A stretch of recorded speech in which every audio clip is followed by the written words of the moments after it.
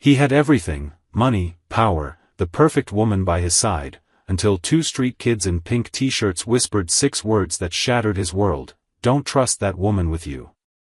Andrew Carlyle was the kind of man who turned heads when he walked into a room. At only 36, he had built one of the most successful construction empires on the West Coast, headquartered in a sleek glass tower in downtown Los Angeles. Every inch of him spoke of control, from the tailored light brown suits he always wore to the careful way he listened before speaking. His eyes were a deep, steady brown, and his hair was kept impeccably styled. But beyond his confidence and wealth, there was something quieter in him, something that made people trust him almost instinctively. He had no close family, no wife, no children. His life revolved around his company and a small circle of trusted employees. Or at least, people he thought he could trust. Chief among them was his executive assistant, Victoria Brooks. She had been by his side for nearly 4 years, climbing quickly from office intern to personal aide and, more recently, becoming his romantic partner. She was elegant, sharp, always knowing the right thing to say at meetings, and she had a kind of polished beauty that drew attention without demanding it. Their relationship had evolved slowly, from shared late nights at the office to occasional dinners, and finally into something that resembled love, or what Andrew thought might be love. To many, Victoria was the perfect match for him: ambitious, intelligent, and fiercely loyal. She knew the ins and outs of the company, handled sensitive matters with grace, and could switch from business mode to intimate conversation in a heartbeat. Andrew had come to rely on her, not only professionally but emotionally. For a man who had built everything himself, giving his heart to someone was a decision he did not make lightly. On a warm Thursday afternoon, they shared lunch on the office balcony, laughing over a private joke, as they overlooked the buzzing city below. From the outside, everything appeared flawless. But inside Andrew's mind, a quiet voice sometimes whispered that maybe things were too perfect. He always silenced it, telling himself he was just being cautious, the way he always had to be in business. After all, Victoria had never given him a real reason to doubt her. That evening, as the sun set behind the skyline and the building's reflection turned golden, Andrew finished the last of his emails and walked toward the elevators. The night was calm, the streets below glowing in amber hues. He had no idea that within the next 24 hours, his entire perception of trust would be shattered, not by a boardroom betrayal, not by a rival corporation, but by 2 little girls in pink t-shirts. As Andrew stepped out of the building's lobby that evening, the warm dusk air met him like a quiet exhale. The sky was still streaked with faded orange and soft lavender, the last remnants of the setting sun lingering above the skyline. He loosened his tie slightly, more out of habit than discomfort, and walked toward the circular fountain in front of the tower. The fountain was a quiet place, tucked away from the rush of downtown traffic, a rare corner of peace in the city's chaos. He often paused there in the evenings, sometimes taking calls, sometimes just enjoying a few moments of stillness before heading home. Tonight, he noticed something unusual. 2 small figures were sitting at the edge of the fountain, their backs turned toward him, their legs dangling just above the water. He slowed his pace. At first he assumed they were waiting for someone, perhaps their mother was nearby. But as he got closer, he realized they were alone. The 2 girls looked almost identical, tiny, maybe 6 years old, with long blonde hair tied into messy ponytails, wearing faded light pink t-shirts and worn-out jeans. Their shoes were old, mismatched, the kind that suggested they hadn't been bought recently or maybe not even new. They looked up at him as he approached, and their bright blue eyes locked onto his with an eerie kind of focus.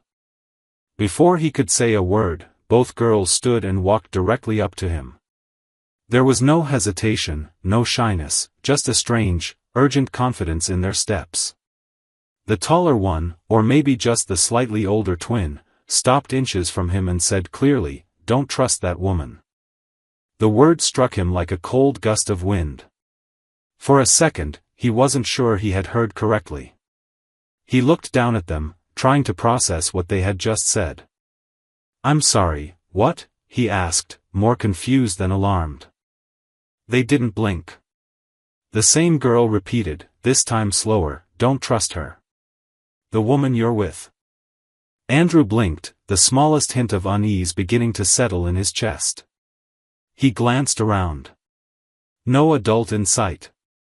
Just these two kids, standing under the soft glow of the fountain lights, speaking like messengers from a dream, or a nightmare. Why would you say something like that? He asked, his voice lower now, more cautious. The second girl spoke this time. Because we see things. We live right over there. She pointed across the street to a half-abandoned parking structure, the kind city planners had long forgotten. We watch people. And we've seen her. First, she was with you. The first girl continued, without missing a beat. Then she was with another man. A man with glasses. Tall. They hug like she hugs you. We saw them a few times. Then we listened, and we heard her say something. Andrew was silent. His breath caught slightly. He already knew who they were talking about. A man with glasses. Tall. That could only mean one person, Justin Morrow. His friend. His business partner. What did she say? He asked, almost not wanting to know the answer. The taller twin answered without pause. She told him you were too busy to notice. That you wouldn't know what was happening until it was too late. She said they'd take your company. They laughed about it. Andrew stared at them. These were children, dirty, probably hungry, maybe confused, but there was nothing in their tone or expression that suggested they were lying. They didn't even seem to want anything from him. No begging, no asking for help, just a sharp, clear warning from two little girls who had seen far too much of the world.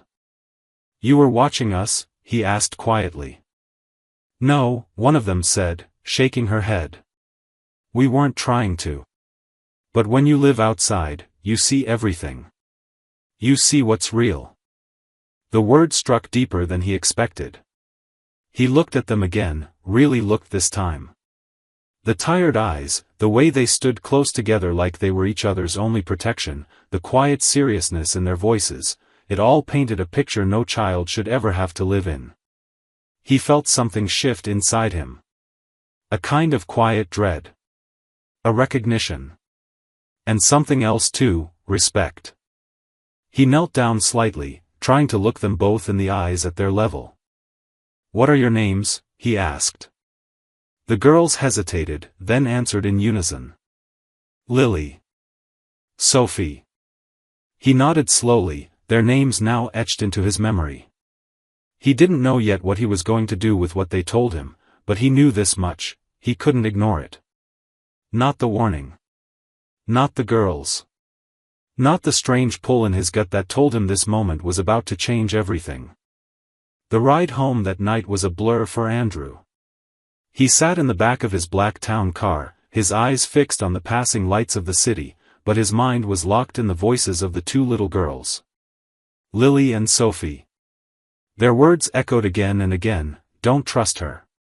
Every syllable had carried weight, more than he thought possible coming from 6-year-olds. He tried to dismiss it at first, tried to remind himself that children sometimes misunderstand what they see. But the certainty in their eyes and the consistency in their story made that impossible. They hadn't stuttered. They hadn't searched for words. They had delivered the truth as simply as if they were telling him what they had for breakfast. That night, he barely slept. His penthouse was quiet, the kind of silent that echoed in the bones. He walked from room to room, not even turning on the lights, letting the dim city glow cast long shadows on the walls. He replayed conversations with Victoria, watched them in his head like clips from an old film. Her compliments, her careful attention to his schedule, her warmth in private moments, all of it had felt real. And maybe it was. But now, there was a doubt, and it was like a hairline crack across glass, barely visible at first, but destined to spread. By the next morning, the doubt had grown into something closer to suspicion. Andrew was not the type of man who acted on emotion without evidence. He had built his company by being analytical, by spotting threats early and neutralizing them with precision. And so, he did what he knew how to do, he started observing. Quietly. From a distance. Without telling anyone. He reached out to Daniel, his most discreet security advisor, someone who had once worked intelligence before moving into private corporate work. Andrew gave him one simple instruction: watch Victoria, but don't let her know she's being watched.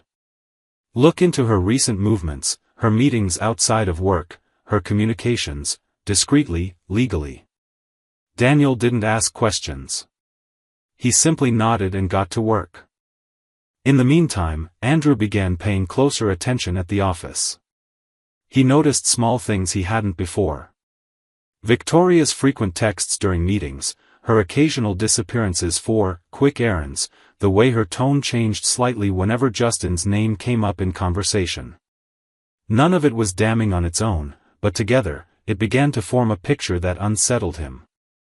A week passed. Then another. Daniel returned with findings. What he uncovered wasn't dramatic at first, mostly patterns. Victoria had met with Justin Morrow 4 times in the last 3 weeks, all outside the office, all unaccounted for in her calendar. One meeting was in a hotel lounge on the west side of town. Another was a lunch in Beverly Hills where they entered the restaurant separately but left together.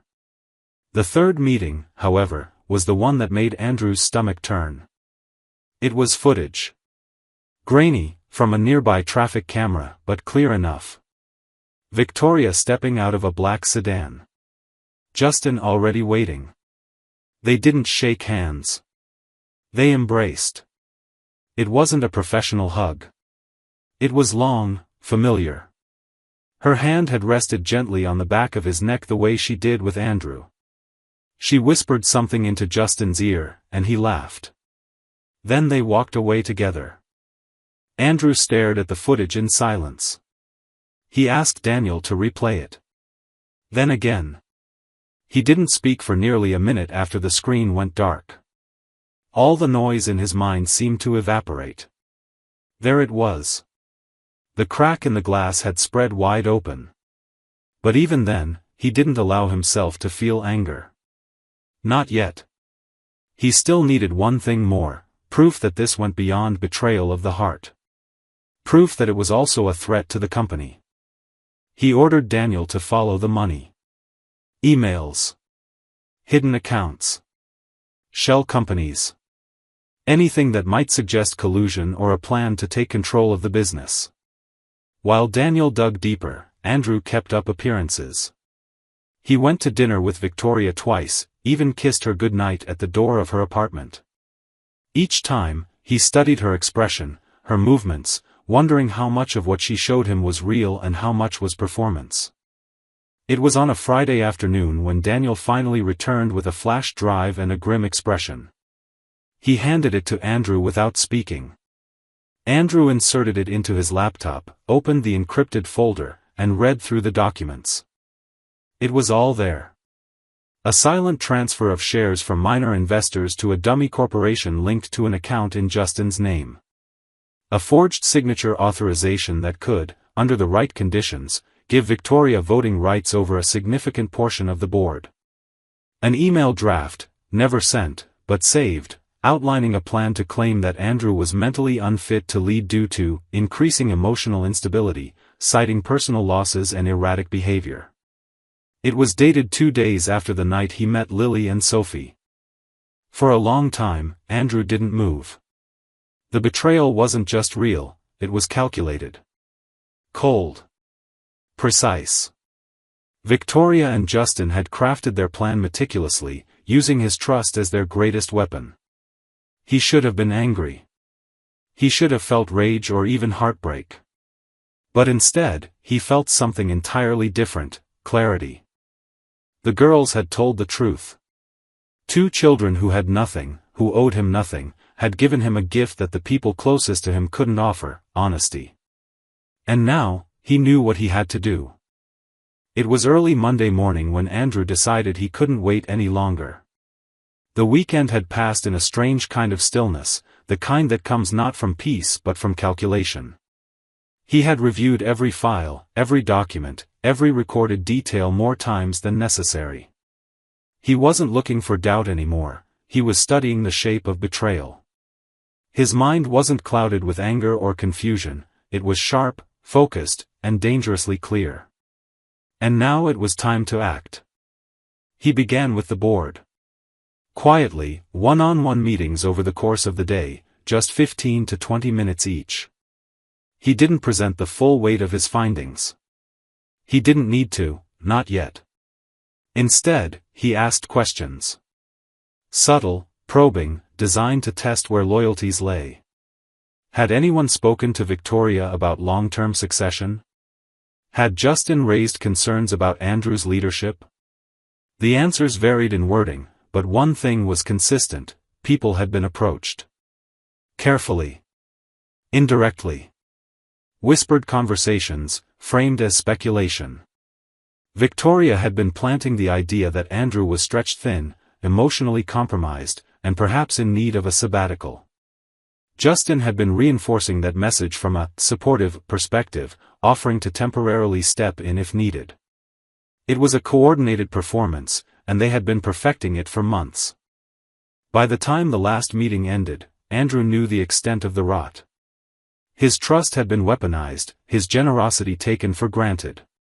But he also knew the board wasn't fully on their side yet. They were cautious, observant, and most importantly, still unsure.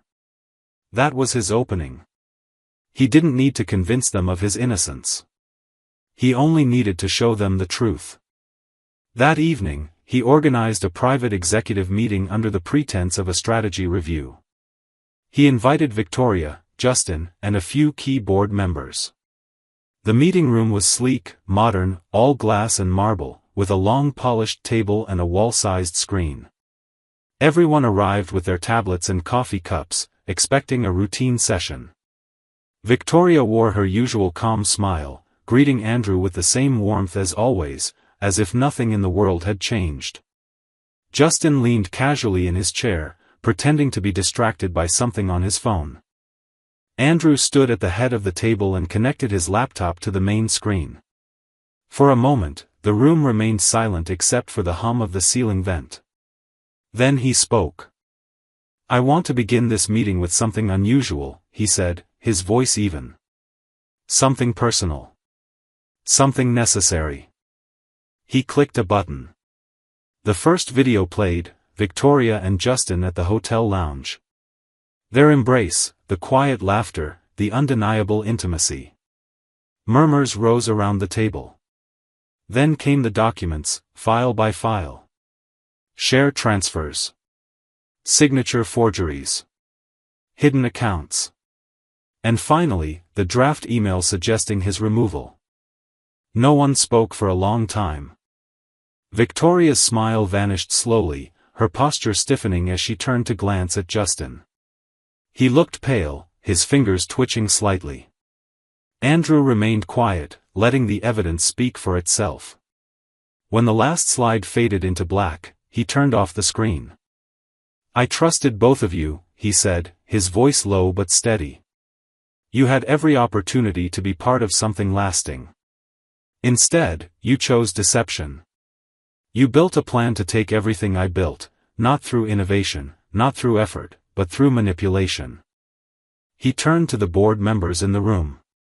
"You deserve transparency. That's what I've always promised. Now you know the truth." The board was stunned but not indecisive. Questions followed, sharp and urgent. Victoria tried to defend herself, claimed misunderstanding, insisted the documents were out of context. Justin remained mostly silent, except for a few feeble attempts to suggest it was all a strategic misunderstanding. But it was too late. The damage was done. Within 48 hours, both were suspended pending legal review. The company's legal team launched a full internal audit, confirming everything Andrew had presented. By the end of the week, Victoria and Justin were officially terminated, and civil charges were filed. Their reputations, once polished and formidable, crumbled almost overnight. Andrew didn't celebrate. He didn't feel triumphant. There was only a sense of relief, like a storm had passed and left him standing. He had avoided catastrophe not because of a system or an advisor, but because two children who owed him nothing had spoken the truth. He couldn't stop thinking about them, Lily and Sophie, two little girls in pink shirts, living in the shadows, who had risked approaching a stranger just to do the right thing. And now that the storm had passed, he knew what his next step had to be. They had saved him. Now, he would find a way to save them. The following days were quieter than Andrew had anticipated. There were no more late-night strategy calls, no whispered conspiracies hidden behind closed office doors. The air in the building felt different, cleaner, still cautious but undeniably lighter. Employees who had once been wary around Victoria and Justin now walked with less tension, as if an invisible weight had lifted. But for Andrew, the aftermath was far from peaceful. He had won, yes, but the victory felt hollow. He had protected the company, preserved his position, and exposed the betrayal that could have destroyed everything he'd built. And yet, none of that changed the fact that it had all been so close to unraveling, right in front of him, and he hadn't seen it. He couldn't stop thinking about how blind he had been. It wasn't just about the business.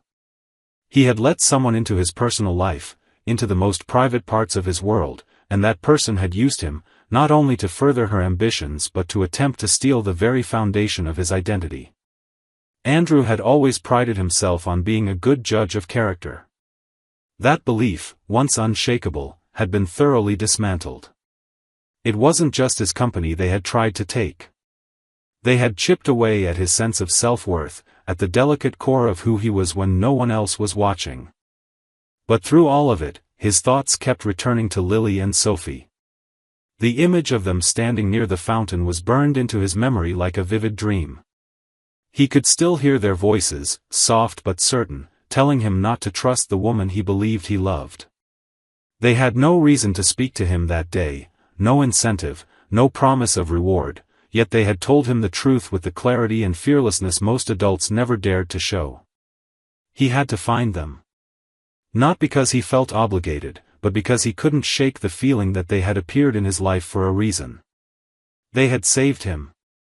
Now it was his turn to offer something in return. He reached out to his security team, not with an order, but with a request. He described the girls in detail, gave the estimated location where he had seen them, and asked them to start looking quietly. He didn't want them scared or forced into anything. He simply wanted to find them, to know they were safe, and maybe, just maybe, to offer them something more. Days passed. Then a week. His team combed the surrounding neighborhoods, asked gentle questions at shelters and community centers, spoke with local shopkeepers and residents. Most people hadn't seen anyone matching the girl's description. A few said they'd seen twins near an old van parked behind an abandoned gas station on the edge of town. When Andrew arrived there in person, he wasn't sure what to expect. The area was quiet, lined with cracked pavement and overgrown weeds. The gas station had long been boarded up, graffiti covering most of its exterior walls. But tucked behind it, half hidden by a broken chain-link fence, was a battered white van with a blue tarp stretched over part of the roof. It looked empty at first glance, but when he stepped closer, he noticed a small curtain move behind one of the windows. He called out softly, using their names. "Lily? Sophie? It's Andrew. The man from the fountain." There was a pause. Then, slowly, the door creaked open. Lily peeked out first, her eyes cautious but sharp. Behind her, Sophie clutched a worn blanket. They didn't speak right away. They didn't run, but they didn't smile either. Andrew knelt a few feet away, keeping his tone gentle. "I'm not here to scare you. I just wanted to say thank you. You helped me more than you know. And I thought maybe I could help you now." They exchanged glances. Sophie looked unsure, but Lily stepped forward. "We don't want to go to a shelter," she said firmly. Andrew nodded. I understand. That's not what I'm offering. I'm offering something better. Somewhere safe. A real bed. Food every day. School. A place to be kids. You won't owe me anything. You already saved me. He didn't try to persuade them beyond that. He gave them space. He gave them time. Over the next few days, he returned regularly, never with a team, never with pressure. Just himself, bringing small things. Sandwiches. Warm socks. A drawing pad and markers. Slowly, the girls began to open up.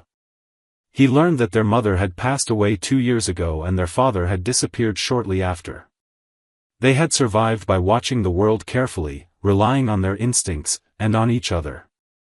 Eventually, Lily asked the question he'd been waiting for. Where would we go? If we said yes? Andrew smiled for the first time in what felt like weeks. I have a place. It's quiet, big enough for 2 brave girls. And if you like it, it can be yours as long as you want. Not as charity. As a new chapter. And so, the process began. He hired a social worker and a private tutor, brought in legal guardianship professionals, and worked with the courts to ensure everything was done properly. Lily and Sophie moved into a guest house on his property at first, then slowly, over time, into his home itself. What started as an act of gratitude grew into something he hadn't expected: family. For the first time in years, the house felt alive.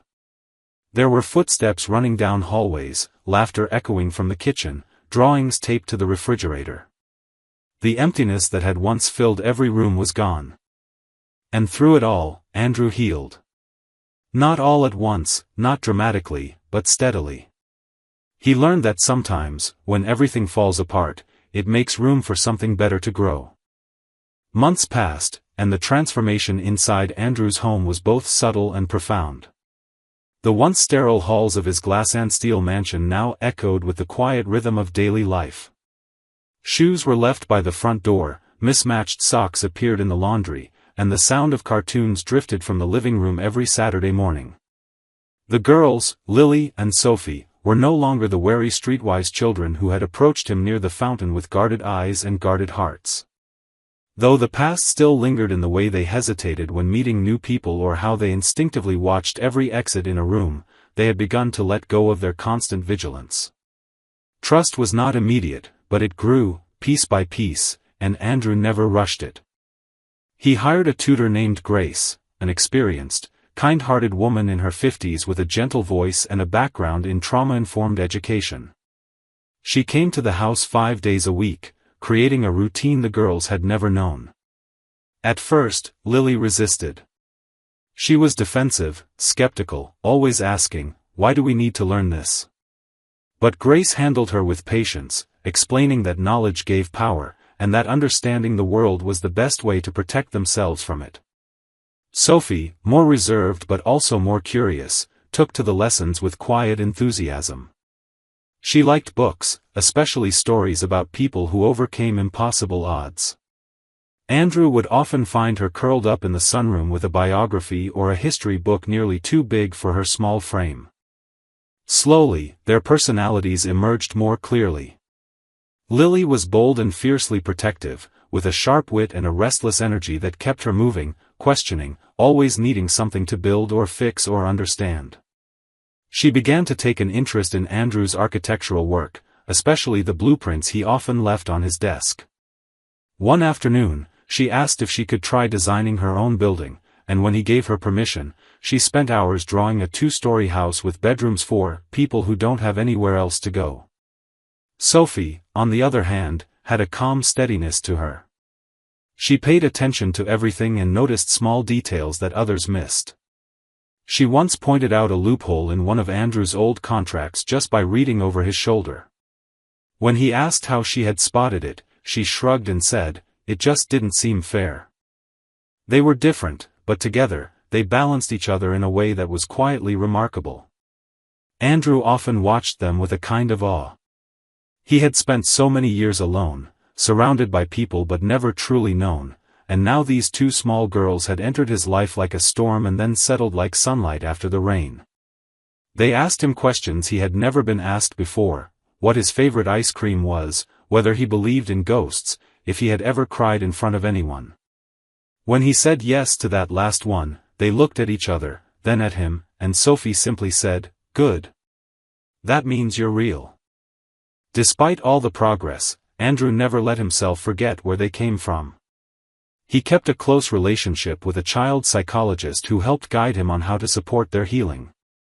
He didn't speak much about Victoria or Justin to them, but one evening, when Lily asked whether the woman they had warned him about was still trying to hurt you, he said something that stayed with them both: "Not anymore. But I wouldn't have seen the danger without you." That answer seemed to satisfy them, not because it made the past disappear, but because it acknowledged the role they had played. It validated their story in a world that so often ignored children like them. The more time Andrew spent with them, the more his own life began to shift. His days no longer ended at the office. He came home earlier, cooked meals with the girls, badly at first, until Sophie took over most of the recipe reading, and even allowed Friday night movie traditions, which usually ended with popcorn spilled on the rug and someone falling asleep before the credits rolled.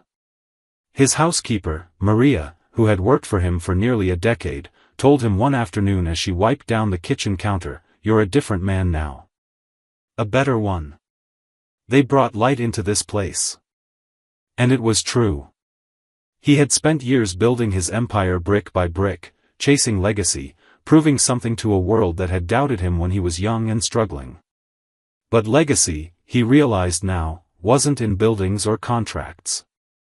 It was in the way Lily's eyes lit up when she solved a math problem on her own, in the quiet pride Sophie showed when she explained a complicated sentence she had written, and in the way both girls leaned against him on the couch without asking if it was okay.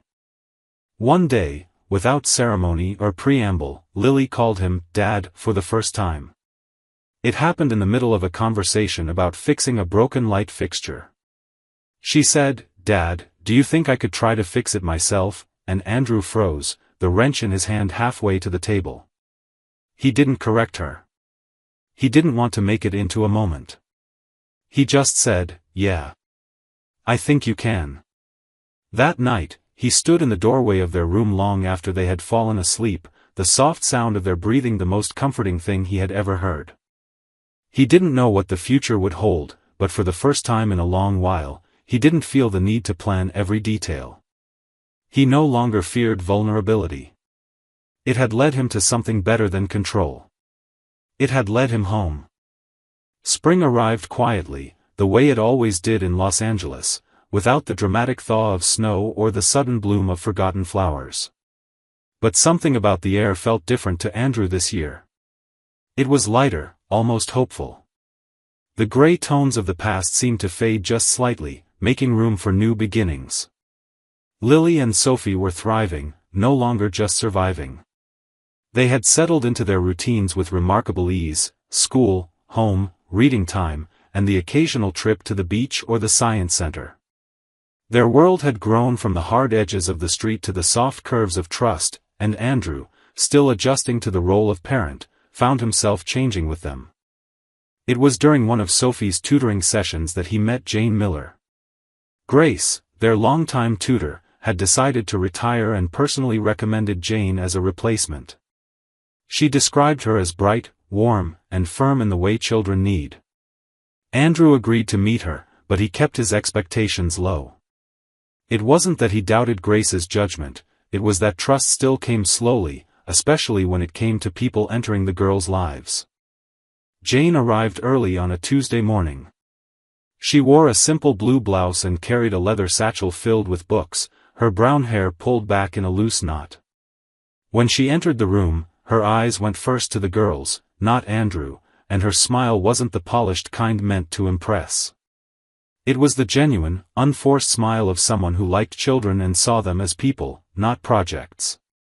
Lily was immediately skeptical, sitting with her arms crossed, while Sophie observed silently, as she always did. But Jane didn't push. She sat down, asked a few questions, and then, without hesitation, told them a short story about how she once got lost inside a school library and accidentally spent the night reading under a pile of encyclopedias. It wasn't dramatic, but it made Sophie laugh, and even Lily's mouth twitched in the hint of a smile. Andrew watched from the hallway. He wasn't sure what he had been expecting, but it wasn't this calm, this natural ease. Jane didn't try to charm him. In fact, she barely acknowledged him beyond a polite greeting. Her focus was entirely on the girls, on how they learned, how they processed the world, how they reacted to being challenged or praised. Over the weeks that followed, her presence became something solid, almost invisible in its consistency. She showed up every day with the same quiet energy and, somehow, managed to make the girls both think harder and laugh more. It took Andrew a while to speak to her beyond small talk. Their conversation started with logistics, progress reports, lesson adjustments, Sophie's growing interest in law, Lily's obsession with geometry. But those conversations gradually deepened. One afternoon, after the girls had run outside for a break, Andrew offered Jane a cup of coffee, and they sat in the kitchen. They talked about education, of course, but then about other things, childhood memories, travel, the ways people reinvent themselves after failure. He learned she had once been a high school teacher, had left after a personal tragedy she didn't yet explain, and had spent the past 3 years working with children from unstable homes. What struck him most was how unafraid she was of silence. She didn't rush to fill gaps in conversation. She listened without judgment, asked questions without turning them into interrogations.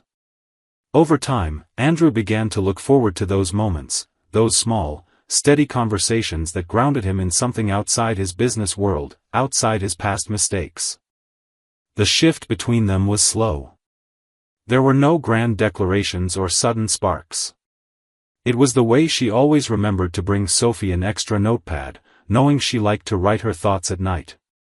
It was the way she encouraged Lily to explain her ideas rather than just get the right answer.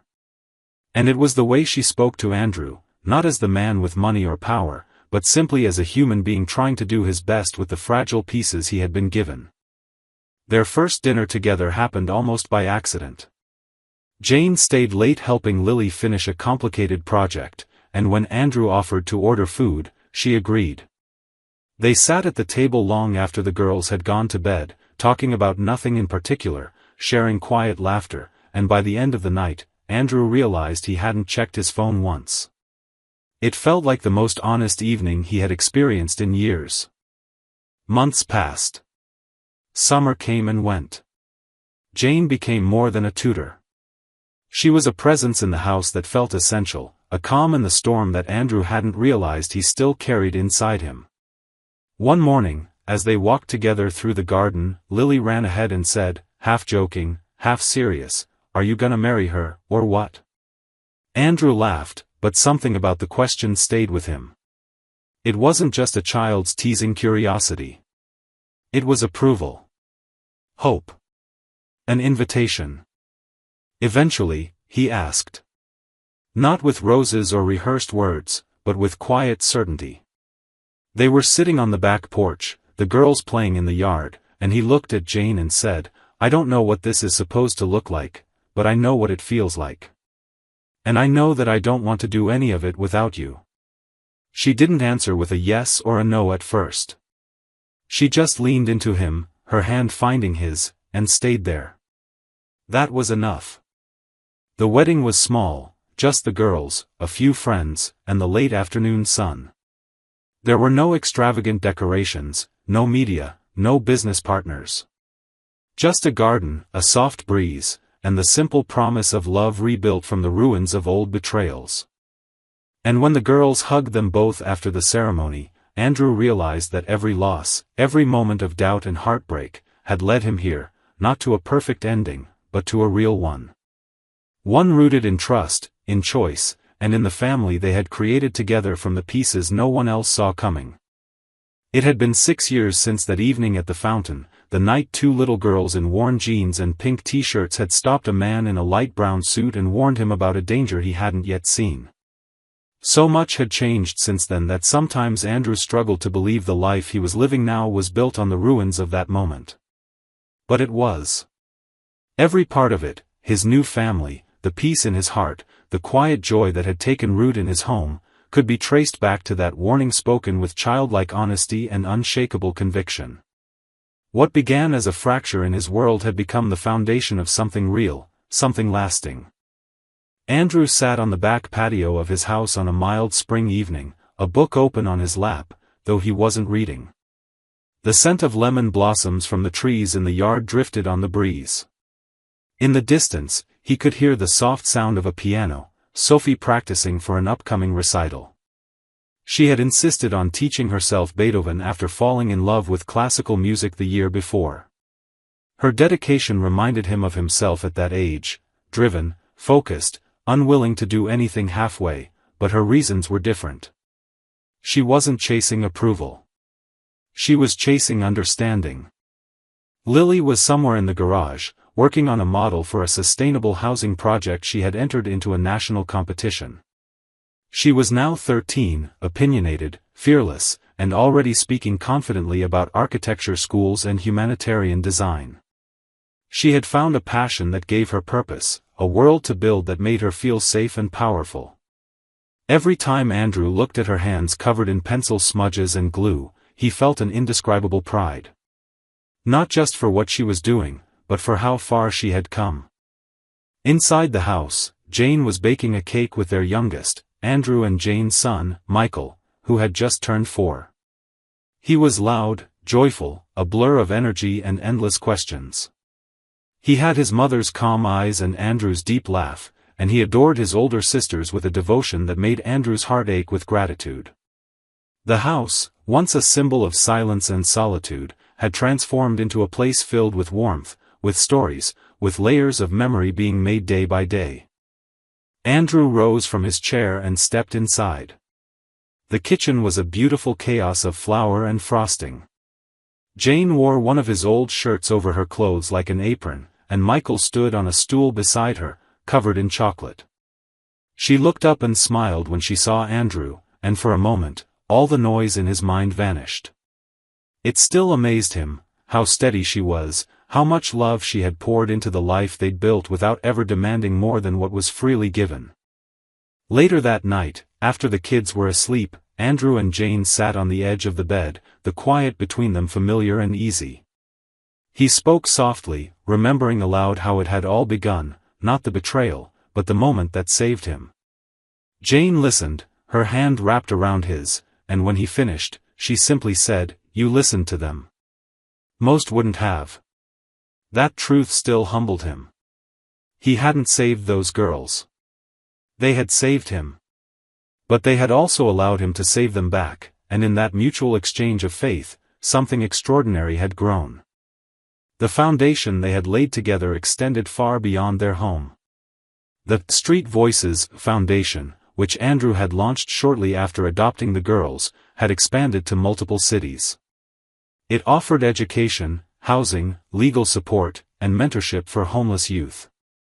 Sophie had recently spoken at one of its events, delivering a speech that moved hardened executives to tears.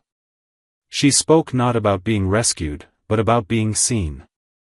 She said, "The day someone believes you exist is the day your story really begins." That line had stayed with everyone who heard it, especially Andrew. As the house fell into sleep, Andrew stepped once more out onto the patio, the stars just beginning to pierce the velvet sky. He thought about everything he had lost, trust, certainty, people he once considered unshakable, and then about everything he had gained. Love, family, purpose. He thought about Lily and Sophie and how their voices, tiny but certain, had cut through the noise of power and deception. He thought about Jane, about their quiet partnership, and about the home they had made together not just from comfort, but from truth. There was no perfect ending, no moment when the past erased itself. But there was this, a life rebuilt with intention, a family formed by choice, and a future shaped by the courage of 2 children who dared to speak up when no one else would. Andrew smiled, closed his eyes, and let the stillness wrap around him. Not the cold kind that once echoed through empty halls, but the kind that comes when everything, finally, is in its right place. This story is ultimately about the quiet power of truth and the unexpected places it comes from. It begins in a world of wealth and illusion, where betrayal wears a polished smile and danger hides behind loyalty. But what makes the ending powerful isn't just that the villain is unmasked or the hero survives. It's that healing comes not through revenge or success, but through connection, genuine, raw, human connection. The most striking part, to me, is that the ones who changed everything weren't powerful or influential. They were two forgotten girls, invisible to most, but courageous enough to speak when it mattered. And that's what lingers after the last page, the idea that sometimes the smallest voices can steer the biggest lives.